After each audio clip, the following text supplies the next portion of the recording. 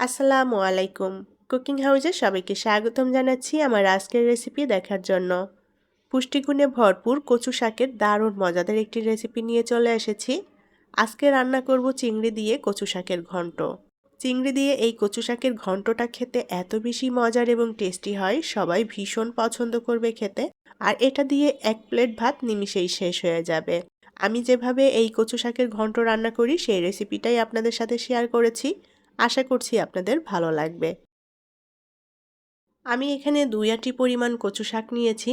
কচু শাকগুলো বেছে খুঁটে পরিষ্কার করে ভালোভাবে ধুয়ে নিয়েছি আর একটু ছোট টুকরো করে কেটে নিয়েছি। কচু শাকের ডাঁটা সহই এই কচু শাকটা ঘন্ট করব। সাথে কিছু ডাঁটাও নিয়ে নিয়েছি আর ডাঁটার আঁশটা ফেলে দিয়েছি। এখন শাকের মধ্যে আমি পরিমাণ মতো করে লবণ দিয়ে দেব আর দিয়ে দেব কিছুটা পানি। আমি হাফ কাপের মতো পানি দিয়ে দিলাম। পানিটা দিলে শাকটা খুব সুন্দর মতো সেদ্ধ হয়ে যাবে। এবার ঢাকনা দিয়ে ঢেকে আমি হাই হিটে শাকটাকে সেদ্ধ করে নেব। 5 মিনিট মতো শাকটা আমি ঢাকনা দিয়ে ঢেকে সেদ্ধ করে নিয়েছি।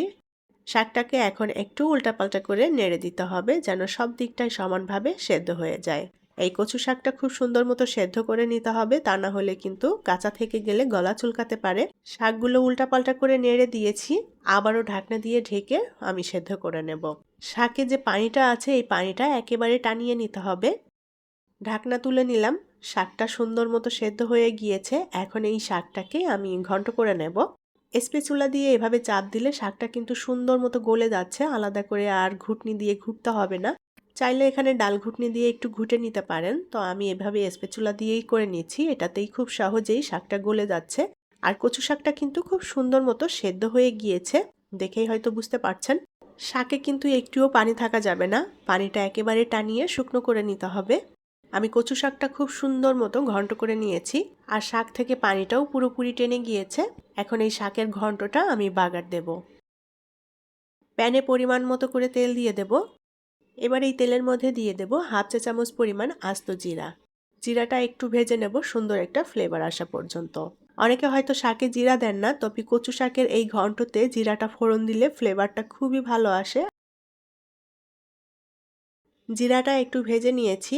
এখন এর মধ্যে দিয়ে দেব পেঁয়াজ কুচি হাফ কাপ পরিমাণ আর দিয়ে দেব রসুন। আমি এখানে রসুনটা থেতো করে নিয়েছি আর রসুনটা 2 টেবিল চামচের মতো নিয়েছি। পেঁয়াজ রসুন ভালো করে নেড়ে এখন লাল করে ভেজে নেব। এবার এর মধ্যে দিয়ে দেব কাঁচামরিচ কুচি। কাঁচামরিচটা চাইলে কিন্তু শাকের সাথে দিয়ে ঘন্ট করে নেওয়া যায়। বাগারের সময় মরিচটা দিলে মরিচের একটা ঝাঁঝালো ফ্লেভার বের হয়। পেঁয়াজ রসুন কাঁচামরিচ ভেজে নিয়েছি। এখন এর মধ্যে দিয়ে দেব কুচো চিংড়ি। আমি চিংড়িগুলো ভালোভাবে ধুয়ে পরিষ্কার করে নিয়েছি। চিংড়ি দিয়ে আবারও পেঁয়াজ মরিচের সাথে ভেজে নেব। লবণ দিয়ে দেব সামান্য পরিমাণ আর দিয়ে দেব সামান্য হলুদের গুঁড়া। হলুদের গুঁড়া এখানে না দিলেও হয়। সুন্দর করে নেড়ে চেড়ে ভেজে নেব লাল লাল করে।